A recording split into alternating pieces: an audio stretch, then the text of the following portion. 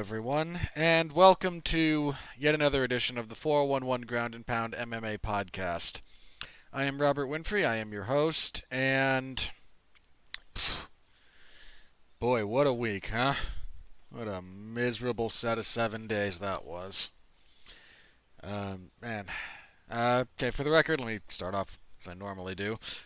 I'll be flying solo in this particular episode. Jeff unable to make it, but, let me know ahead of time. So hopefully Jeff will be back next week. We'll see how things play out, but the world is not operating normally, so stuff is in flux. Man. Thank you very much for listening. Whatever your particular podcast platform of choice, be that Google Play, Apple Podcasts, Stitcher. I think we're on Spotify. Might even be on Pandora. Wherever you get podcasts, I'm pretty sure you can find us there. Or our YouTube channel, or just via the 411 Mania website, wherever you happen to have found us. Thank you very much. Always appreciate you guys tuning in, listening, and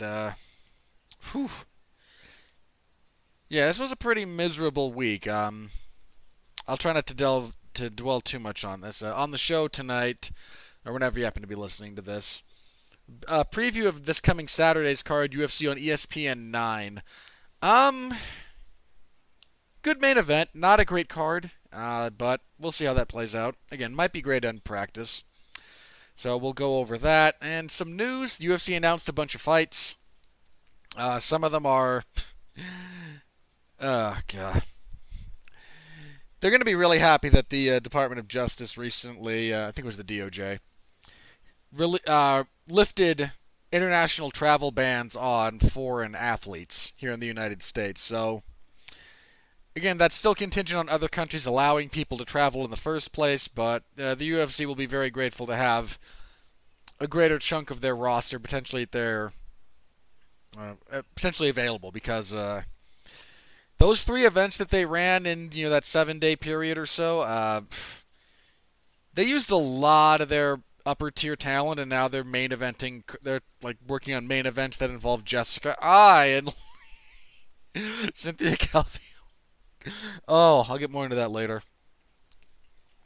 Oh God, what a terrible main event that would be. So we'll go over some of the fights that they've announced, that they've discussed, that are rumored, that they're working on, all that good stuff. And any of the other news from the week, such as it was. Before I really get into this, I'll be brief here, I promise. When we wrapped up recording this show last Sunday, woke up Monday basically, given my crazy sleep schedule, to the news that 411 luminary Larry Zonka had very suddenly passed away. What a kick in the teeth that was, man. I don't know. I know there's a fair bit of crossover between professional wrestling and MMA generally, and I know most people who follow along at 411 came there from the wrestling side of things. And Larry had been covering pretty much any professional wrestling event, be that, major promotion all the way down to indie stuff, domestic, foreign, what have you, for 20 some odd years. He was a really good boss. I liked working for him. He occasionally got me to pinch hit for him on Fridays. If he didn't want to watch SmackDown and would instead cover an NWA pay-per-view, I would take that particular bullet. Because, geez, SmackDown, man. Not good. Not all that good at the time. And he was a good guy to work for, incredible work ethic. I like joking around with him. On the occasion that a New Japan card he was covering would intersect with one of my, overseas UFC cards, I see someone else crazy who was awake at that time. He was young. He was only 43, I think. It sucks. It just really, really sucks. His family did set up a GoFundMe. It's been 6 days, so I assume most of you will have seen that if you already know about it. If you don't, if you have the ability to give please do so. If not, just at least share the information around. Again, Larry was not only a workhorse, but a good guy to work for. Loved his family. You could see him brag on his daughters all the time. He's going to be missed. That was a rough way. And then same day, but news about former WWE star Shad Gaspard getting caught in a riptide. The reports are that he and his son got caught, and when the rescuers first got to them, he directed them to his son. They got his son out, and they were unable to save him. His body was found a few days later, or a day or so later. Which is, I mean, that is absolutely, heroic, and I don't mean that blithely. You put the life of someone else. I think there's kind of a general expectation of parents that they will put their children's lives first. And ideally, I think that's kind of true, but in practice, is it always? To go through with that again, to behave like that, 100% heroic. That was rough. And Friday, if you follow again Joshi, which is women's wrestling in Japan, one of their rising stars, 22-year-old Hana Kimura, passed away. I think the reports right now were suicide. Just what a miserable set of days. Just absolutely miserable. So all we can do, I suppose, is hope that the next 7 are better. But it's been rough. So dour note, I know, to begin the show on, but let us push forward and let's talk about UFC on ESPN 9, which will be coming your way this coming Saturday. I'll just say this right now: I don't think this is an especially strong card, but your main event, former champion Tyron Woodley will be battling Gilbert Burns. Again, this is a good fight. Woodley is... I know a lot of people dislike Woodley given some of his fights were just utterly uninteresting. Or if they were interesting, it was in a very, very fight nerdy kind of way. I mean, his fight with Damian Maia is not an especially engaging fight. If you're really into the weeds, the way he grip breaks on Damian Maia is interesting, the way he hand fights. But if you're to the point where you're really paying attention to the methodology of hand fighting and grip breaking, you're really kind of deep in the weeds on that. So I understand some of the kind of general fan apathy towards him that occasionally borders on antipathy, I guess. But he's not a guy you might necessarily think of as an all-time great welterweight, and I'm not sure where he'd rank. But he's certainly up there. If you look just at his accomplishments, they're quite high. He's got a fairly impressive resume. And coming off of that loss to Usman, which was over a year ago now, he was supposed to fight Leon Edwards at a few different points. That fell through for various reasons. He was supposed to fight Robbie Lawler. The first post-fight title was like, hey, let's rematch him with Robbie Lawler. That fell apart after Woodley suffered a hand injury. Supposed to fight Edwards in London, but COVID. And now he's going to fight Gilbert Burns.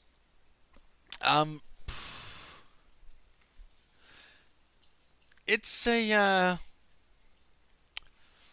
it's a good fight. It's about the best that they can make given some of the travel restrictions on people. Burns actually is on a really good... I shouldn't say really good. He is on a good winning streak. I mean, he's only lost 3 times total in the UFC to Rashid Magomedov, Michel Prazeres, who missed weight for that fight. That was a lightweight. And then he got knocked out by Dan Hooker. But his current streak is 5 fights long and includes wins over Olivier Aubin-Mercier, Mike Davis, Alexei Kunchenko, which was a solid win, Gunnar Nelson, and he just recently stopped Damian Maia. Just a couple of months ago. So again, big spot for Gilbert Burns. This is his first main event. No, sorry, the Maia. I think the Maia fight was the main event. No, that was Lee versus Oliveira. Yeah, sorry. No, this is his first main event.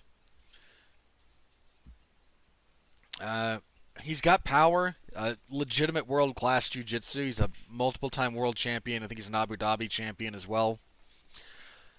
And what Woodley decides to do here, how he chooses to fight, is going to be very telling, because if he does the same thing he's always done, that back up to the fence, look to explode forward, try to counter with big power, you don't really wrestle, except maybe to score some points. Or I don't know how well that'll work against Burns, but Burns might be very accommodating of some of Woodley's striking tendencies rather than punish him for them. So I tend to lean towards Woodley as far as making picks go, but very important considerations here. Again, the time off for Woodley. Woodley is also 38. I mean, it's not like Burns is a young man necessarily. He's 33, so he's young, 5 years younger, and 5 years is nothing to sneeze at competitively most of the time. So I expect a good fight, hopefully. Again, this might be a stinker. Burns has been pretty reliable lately, but Woodley, as far as watchable performances to the generalized public, are fairly hit and miss. With a lot more misses than hits.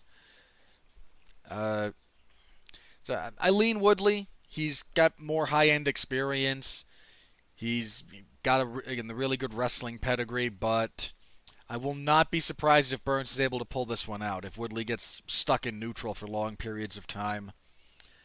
I mean, he's probably not going to want to wrestle too much, Burns being a very, very good jiu-jitsu practitioner. But Burns off of his back is not as dangerous as Burns on top, or, I mean, on your back is really where he likes to work. His back game is very, very good, especially arm bars from the back, which is a very underutilized technique in MMA. But relevant fight, again, I think Burns is ranked now, actually. Let me pull up the rankings here. I'm not saying top. I don't necessarily think very top, but I think he's ranked somewhere in there.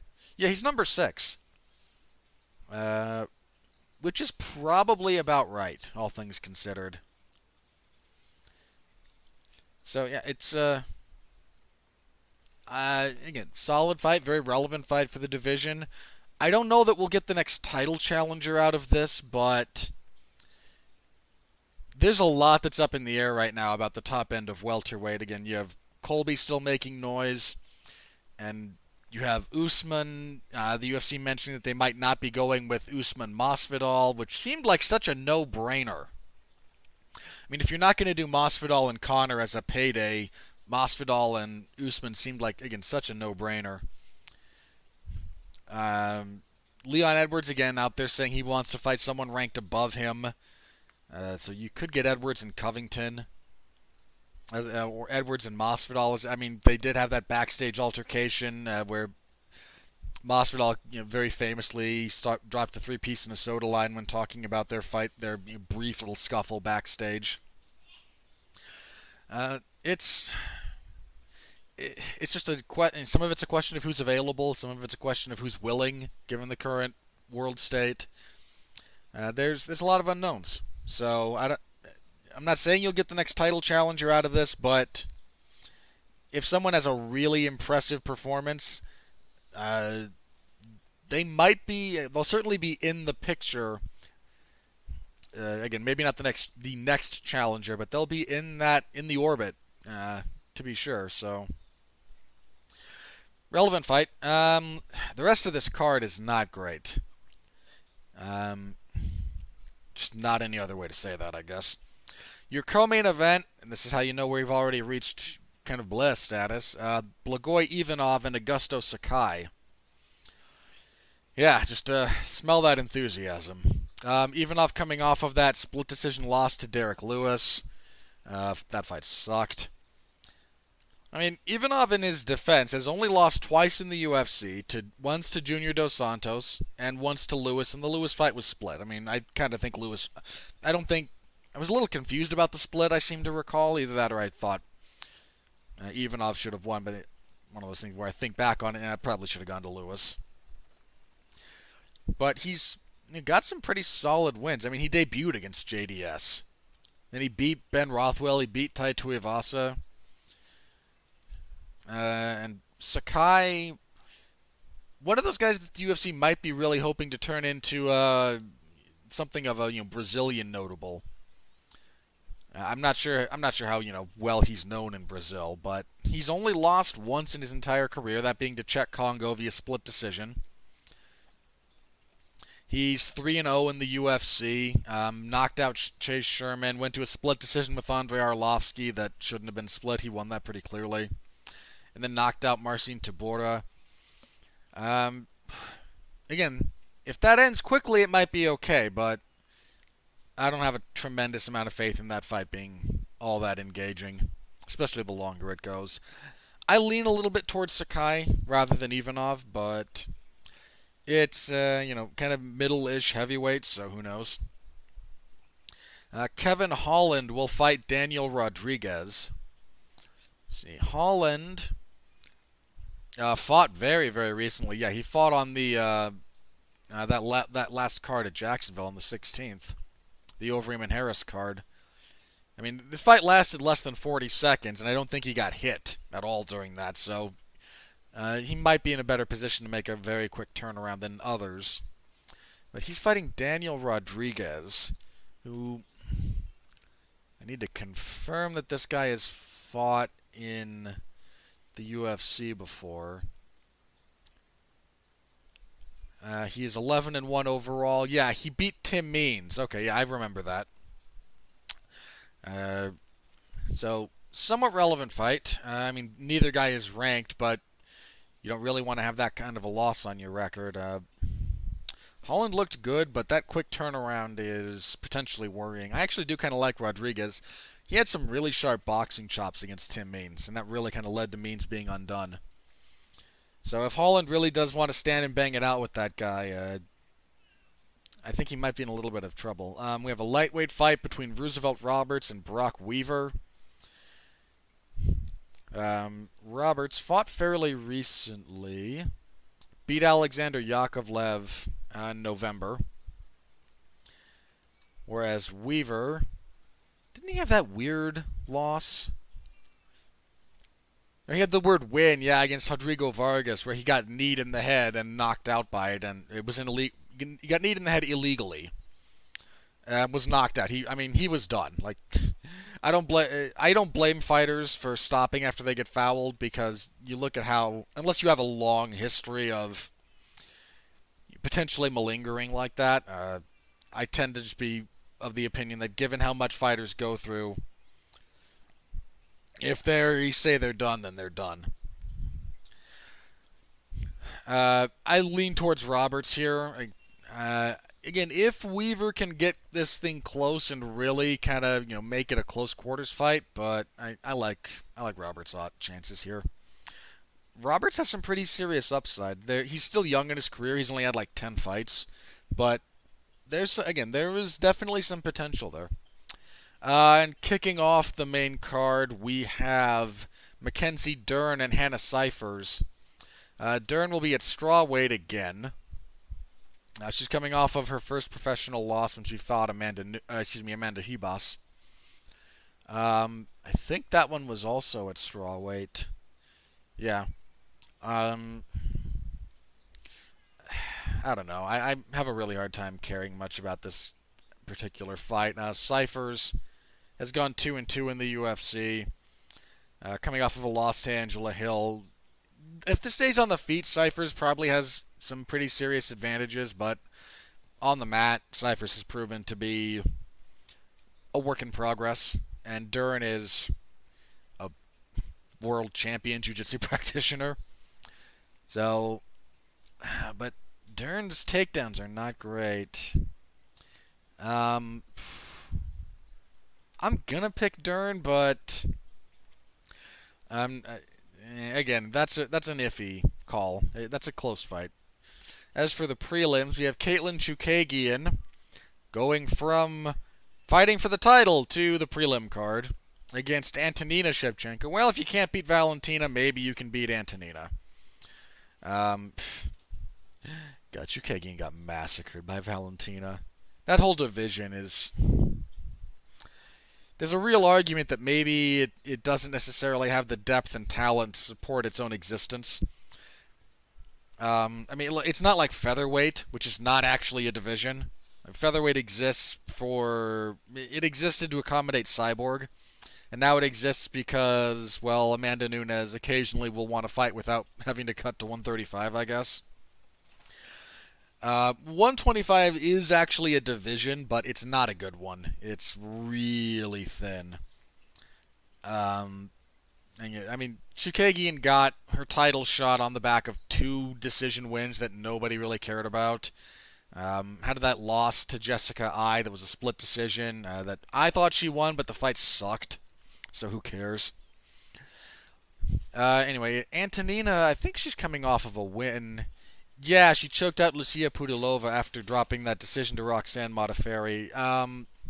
This is a step up for the old Antonina. We usually tend to think of the more accomplished one as the older sibling. Antonina is the older sibling.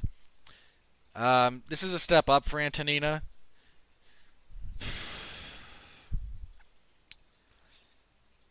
I'm gonna look. This is stupid. I know what's gonna happen. Chukagian's gonna do her shadow boxing routine and ki 20,000 times around, and somehow never get punished for spending that much time with her mouth open in a fist fight. Yeah, I kind of wound up talking about this with Mark at one point, like why kiing in fights at the professional level tends to annoy me. You teach the ki more as like a self-defense thing about making noise and as a training tool to get you to breathe during a fight. You exhale when you attack, you inhale in between. If you listen to boxers, if you listen to these MMA events that have no crowd, you can hear fighters grunt and exhale as they attack. That's the point. The point is breathe while you strike, so you're not tense and throwing and then building up lactic acid. You don't want to ki in a real fight necessarily because if you want to get your jaw broken, have it open, have your mouth open. It removes a lot of the structural support. That's kind of what led to Covington's jaw being broken was he got hit with his mouth open in the Usman fight. So, again, plus it's just annoying. It's just so annoying. It's especially annoying when you're not actually making contact with anything, but you're doing a real good job of beating up the invisible person, 4 to 6 inches in front of your target. So I imagine Caitlin will do that routine and win a split decision. We have a catchweight fight between Billy Quarantillo and Spike Carlyle. Quarantillo has fought in the UFC before. Beat Jacob Kilburn in his debut. On a pretty decent winning streak, actually. He had a pretty good debut from what I recall. I vaguely recall that fight. And Carlyle had that really awesome thing where he stopped a hype train. Yeah, Alon Cruz was supposed to be the big hyped up guy coming off of the Contender Series, and he put a beating on him. So that's going to fly under a lot of radars because I don't think most people will even remember those fights that those two had, but that might be some fun. Again, they're at a catch weight of 150, just I think because of how late this fight came together. Plus, access to the normal weight cutting methods at the current point in time are just not really there. I'm going to lean towards Carlyle. We have a light heavyweight fight because a heavyweight fight on this card just isn't bad enough. Jamal Hill versus Klidson Abreu. Hill undefeated. I think he had one fight in the UFC. Yeah, he beat Darko Stasic. I vaguely recall that fight. Whereas Abreu has fought in the UFC a few times. Yeah, in the UFC, he's gone 1-2, lost to Magomed Ankalaev. Ankalaev's a pretty legitimate prospect, and had a split decision with Shamil Gamzatov. His only win is over Sam Alvey, though. Jeez. I'm gonna lean towards Hill, but he's still growing. He's kind of green. He's got 7 professional fights. Abreu has almost 20. So we'll see. A flyweight fight between Tim Elliott and Brandon Royval. Poor Tim Elliott, man. Again, he's on a losing streak. 2 fights. He was submitted by Deiveson Figueiredo, and then lost what I thought was a fairly clear decision to Askar Askarov. But he's always good for an engaging fight. Crazy scrambles. Royval, I believe, is making his UFC debut. Yes, he is. He's 5-1 in his last 6, though. I'm gonna lean towards Elliott, but Elliott's his career is catching up to him. He's only 33, but he's had almost 30 fights. He's had 26 fights.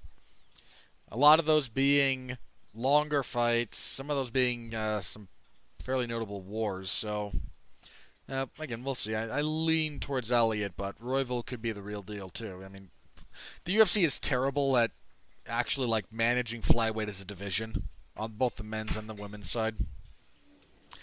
We have a bantamweight fight between Louis Smolka and Casey Kenny. Smolka 2-1 in his current UFC run. Lost with he submitted Sue Mutaraji to the shock of no one. Got submitted by Matt Schnell. That was surprising. And then stopped Ryan McDonald in his most recent fight. Whereas Kenny's fought in the UFC 3 times. Beat Ray Borg, beat Manny Bermudez after Bermudez missed weight pretty badly. Then lost to Merab Dvalishvili.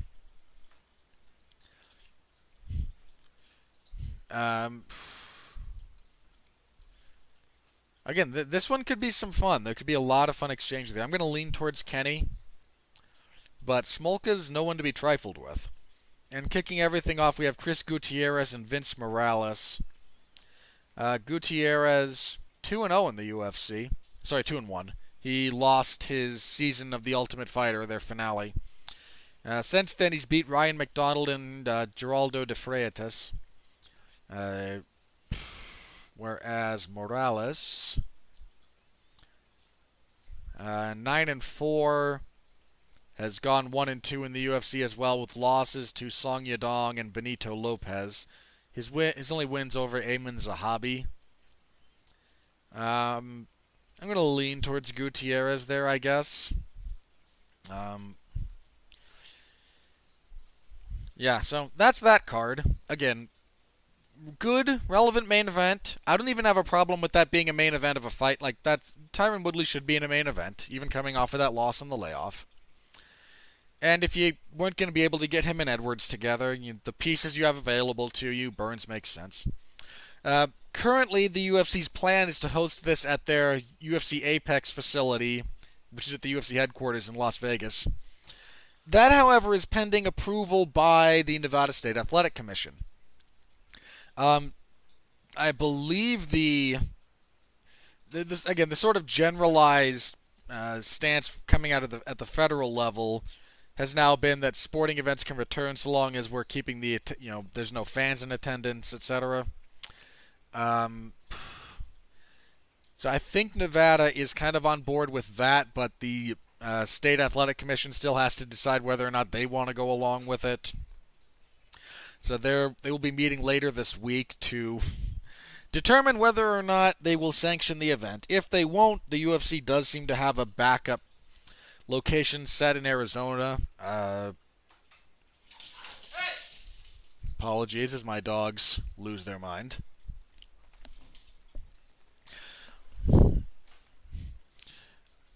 So it does seem like this event will go through either in Vegas or Arizona, dependent on what the Nevada State Athletic Commission does. So we'll have to wait and see about the specifics of the venue and the state and whatnot, but that is the event as it currently stands. So look forward to that this coming Saturday. I will be in the MMA Zone of 411 Mania per usual.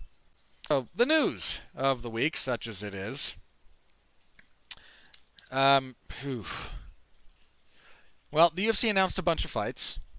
They had some cards to fill out, so it makes sense that that's what would be coming up. First and foremost, UFC 250 was kind of fleshed out and finalized. The main event is still Amanda Nunes and Felicia Spencer. The rest of the card looks like it's going to consider of in some order. I think Rafael Assunção and Cody Garbrandt will be the co-main. Neil Magny returns against Anthony Rocco Martin, Ian Heinisch and Gerald Meerschaert, Aljamain Sterling and Corey Sandhagen. That's a great fight.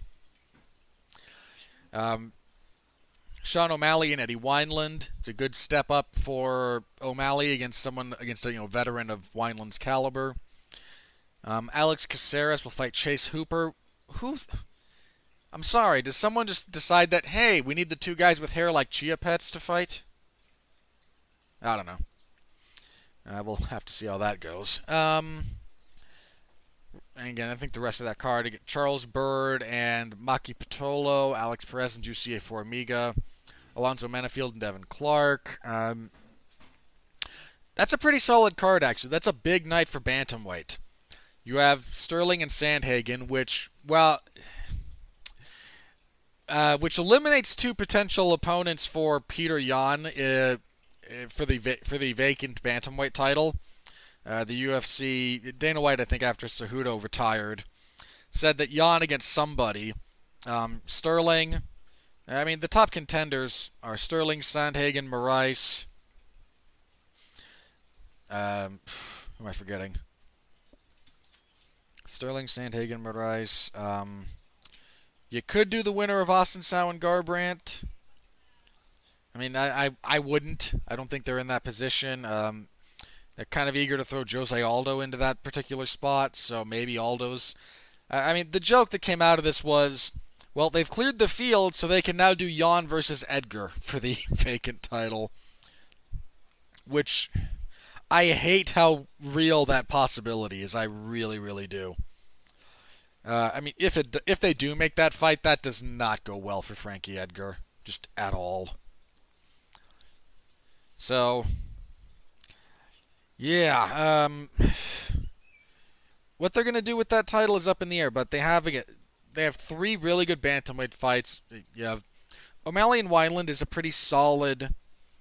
look, I think the UFC is going to try and shove O'Malley down our throats in the next 12 months or so. But I was not a big believer of his, but his last fight finally kind of came around a little bit on parts of his skill set, if nothing else. So him and Wineland, relevant fighting, and Sterling and Sandhagen probably determines the next contender. Assuming that Cejudo stays out of the equation. O'Malley, this is probably your number one contender, comes out of Aljamain Sterling and Corey Sandhagen. And then Assunção and Garbrandt. Garbrandt on a really nasty 3-fight skid. Sure, 2 of them were to Dillashaw, and one of them was a wild brawl with Munoz. But for a guy who looked as good as he did, that's a bad skid, man. And Assunção, I think his last fight was he fought Moraes and Sandhagen, lost both of them. So one of those two is going to turn things around, hopefully. So a big night for bantamweight coming up at UFC 250. That's a pretty solid card. It's a pretty solid card. It's I don't know how well it'll do, but the UFC did what they could to put together a fairly solid card. What we also have kind of on the there's still stuff that's kind of being worked on and finalized. The UFC is working on, UFC 251 is coming up on July 11th, so they're still trying to flesh out that card. They've essentially announced their June 13th event. The main event apparently is going to be Jessica Ai versus Cynthia Calvillo, which is a terrible main event. That is just terrible. I know Jessica I rebounded after she got blown out after she got dominated and knocked out by Shevchenko, and she actually looks like her new camp is kind of working with her in a way that she needs to be worked with. But uh, her fights are boring. They're just very, very uninteresting. And Calvillo, for as much hype as she had at one point, that seems to have really, really leveled out and died off.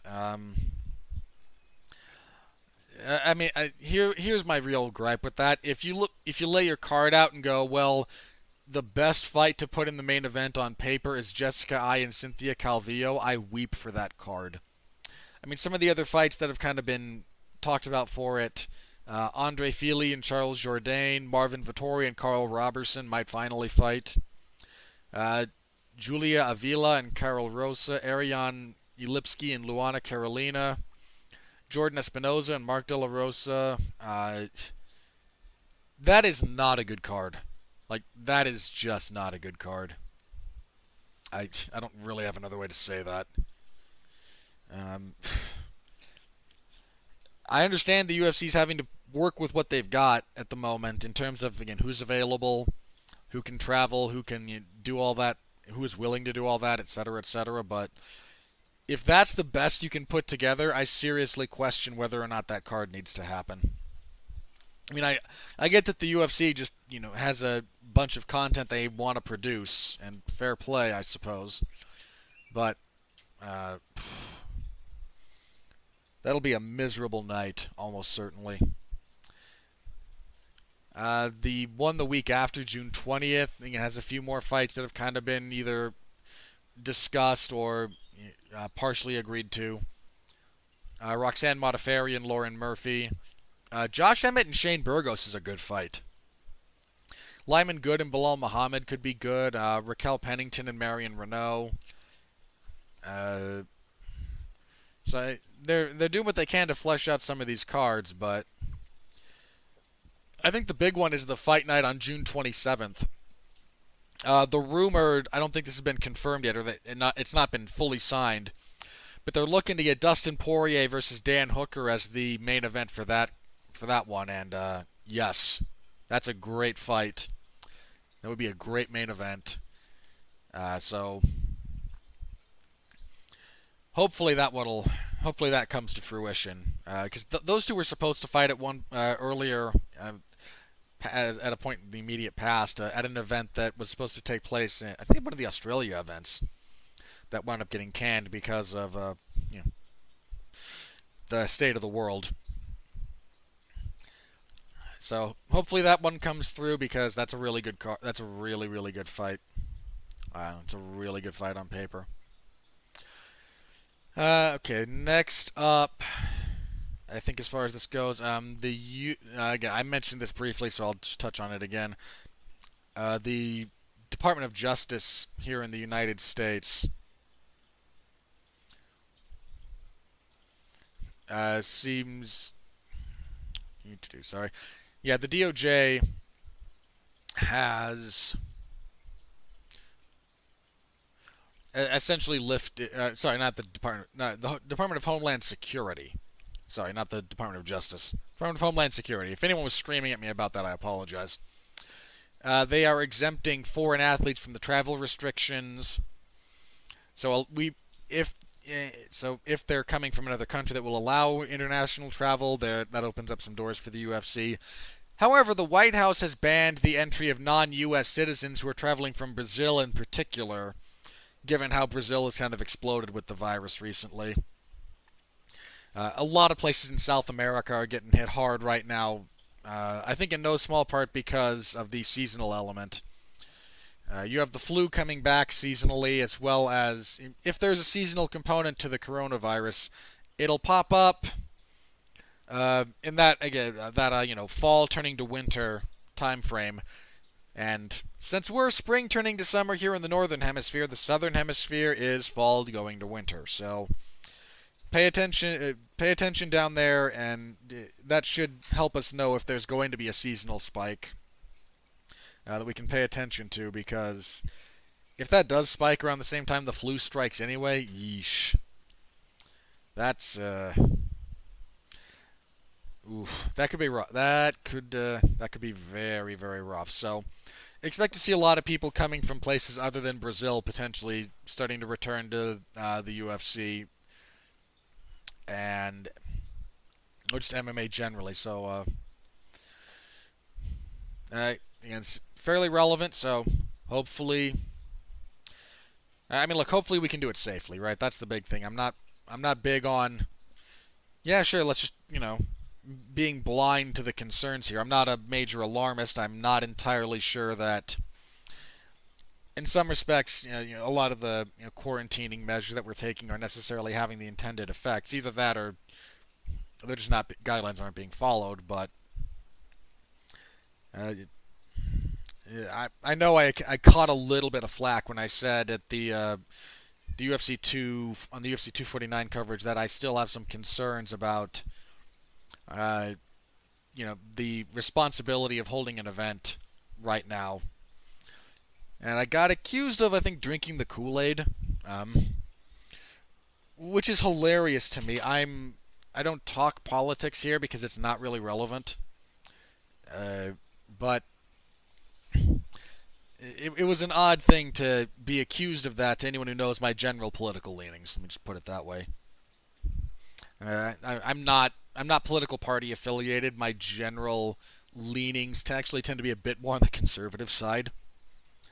So, so to see that was an odd thing. I've never really been accused. I know some people who have gone overboard, who I could see that being a reasonable complaint about, but yeah, I really don't think I'm one of those guys. Anyway, so we'll find out more as time goes on. I mean, Dana White coming out after the UFC 249 event going, yeah, it was a complete success. No one got sick. Well, meanwhile, Jacare and two of his cornermen literally tested positive for the coronavirus. Ugh, just ridiculous.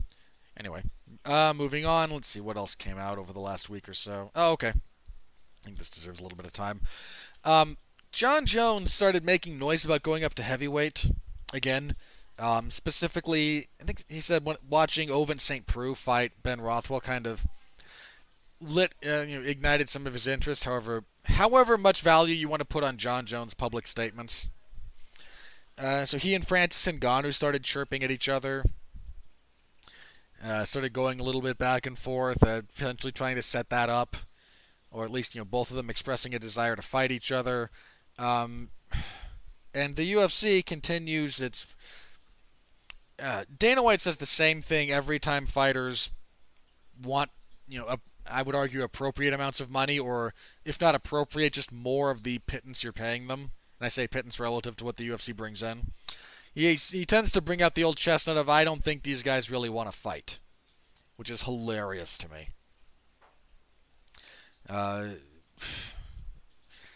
What he means is they don't want to fight for what we're willing to offer them. And I think both Francis and John said as much. Like, no, the UFC doesn't want to pay us what it would take, what we think it's worth. So it's unfortunately not going to happen. Kind of a shame. I mean, I don't think John has anything left to accomplish at light heavyweight. Not to say that he won't continue fighting there, but at this point it's a lot of the same. He's going to fight Jan Blachowicz. Can't wait for that 48-47 Jones scorecards to be read off, because that's kind of how that's going to go. Seeing him up at heavyweight, I think, holds a bit more intrigue, and seeing him against Francis, I mean, heck of a fight. And unfortunately, again, both guys, I think, just have a bit of an understanding of what that fight is worth, and the UFC is not really willing to budge on what they pay people. So, I mean, again, the crazy thing is, like, the fan base and the market seem to respond to it. They both made some noise about it, and people started getting a little bit like, yeah, I kind of want to see that. Now, whereas in the past, when John has made kind of intimated going up to heavyweight, I mean, whether you think he was sincere in this instance even or not, I suppose is entirely up to you. But people seemed interested in this one, so we'll see how that goes. Again, it doesn't seem like it's going to happen right now, but crazier things have altered the course of events. Let's see. I think the last thing I wanted to touch on. Okay. This comes. We talked a little bit last week about the health of Khabib Nurmagomedov's father, Abdulmanap. I think it was Khabib that posted kind of an update on his father, who is in a medically induced coma right now. Khabib's statement, and you can take this for however much you think it's worth. This is from Khabib. His father was dealing with complications. He had heart surgery a while ago, and Khabib is saying that some kind of complications with the coronavirus, with an infection, in that same in and around kind of the heart area, or it's complicating post-surgery stuff. So he's in a coma. I think they said he was on life support, which is just terrible. I mean, there's not a lot of people I wish that on, seeing someone you love in that condition. And I mentioned this a little bit last week as well. Abdulmanap is an incredibly important figure in the development of martial arts in Dagestan. I think, trying to remember, there's a couple of videos that, if you don't know how kind of important he is by and large the father of certainly mixed martial arts as it pertains to Dagestan in particular. I think Mixed Molly Whoppery's video on Khabib called Rise of a Savage goes a little bit into his father's history as well as the history of Dagestan just geographically. Again, if you're not terribly familiar with Abdulmanap and what he has meant kind of to keeping especially like young men who are at risk of becoming extremists or stuff like that, giving people a path through martial arts, what he has kind of done for that part of the world. Maybe it's not, maybe it's a metaphorical drop in the bucket, but it's not nothing. So I would encourage you to give that a look if that video is still up, because you'll get a better feel for Abdulmanap and kind of his importance in Dagestan. So hopefully he recovers. I mean, again, I don't wish the loss of a parent on too many people. It's a terrible thing. It's essentially inevitable unless you die first. It still sucks. And I mean, Khabib's not old. Khabib is, he's younger than I am, I think. Yeah, he is younger than I am. He's 31. Okay, I occasionally realize how much of my life I have wasted. When I look at someone like Khabib, who's 4 years younger than I am, give or take. September of '88. Yeah, he's about the same age as my brother. And has accomplished, 28-0 UFC champion, everything that he's done. Anyway, so yeah, I don't wish too many people, having to deal with the pain of losing a parent, and the people I tend to wish it on are not the kind of people who would be as affected by that as you would kind of think, So, yeah, so hopefully he recovers, but, all you can do is wait and pray. As far as that goes, I suppose. Okay, I think that's everything I had. Let me refresh Twitter one more time and see what's up. Okay, nothing else seems to have, nothing crazy seems to have happened, so I suppose that means let's go ahead and get out of here. What have I got to plug? Apart from the upcoming UFC event, I will be taking over a few wrestling reports that Larry used to handle, because Larry covered everything, and we're looking to see who is in a position to potentially take over some of those reports. I won't be doing these live. But the weekly, once they start running weekly again, the NWA Power Show on, I think, Tuesdays is when it drops. So late Tuesday, sometime early Wednesday is probably when my report will go live. And the MLW Fusion Show, which is a Saturday, which I think drops Saturday at some point. So again, if that doesn't drop, or even if it drops early. So Sunday at some point, my report for that one will be going up. So if you're in the wrestling zone, you might see my name pop up a few more times, and feel free to give me grief. I imagine people will. It's all right. My style is not as suited to professional wrestling, I think, as it is to MMA, but we'll see. Coming up shortly, let me think. The most recent Damn You Hollywood was a review of Scoob. That was less a review and more us kind of getting together, and the review sort of happened by accident. But you can listen to that if you just want to hear, because we do talk about the movie. We talk about some of the history of Hanna-Barbera animation and characters. We talk a little bit about money and speculate what does the movie business look like if the theater experience goes the way of the dodo bird? You know, what happens if all you do is direct VOD releases? You know, how does the budgeting change? How does the ceiling change for your financial returns, etc.? So we have a little bit of a discussion on that. We yell at critics because that's one of the things we do. Not this week, but I think in a couple of weeks, Mark and I will be doing a. Mark has such an odd. At the Rattleton Broadcasting Network, we have this odd habit of either jumping on things right away because Mark can try and construct an entire week of content. Like, oh, there's this movie or television show that also has a comic book that either started as a comic book or was adapted into a comic book that we can talk about on source material. And there's this song or this album that was loosely inspired by it, or if he can get together a couple of things and try and theme out a week, he's all over it like white on rice. If you can't, a lot of interesting stuff tends to fall by the wayside.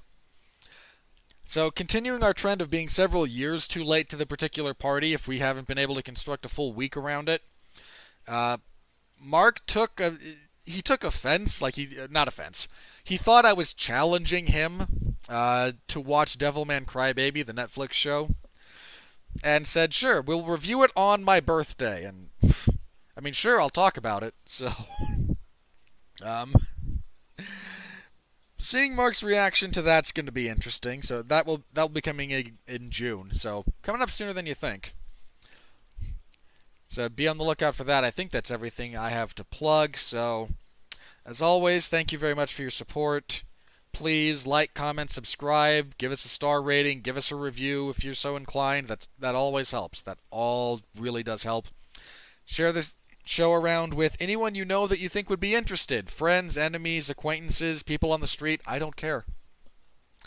And as always, thank you again. Stay safe out there, and please continue to be well, be safe, and behave.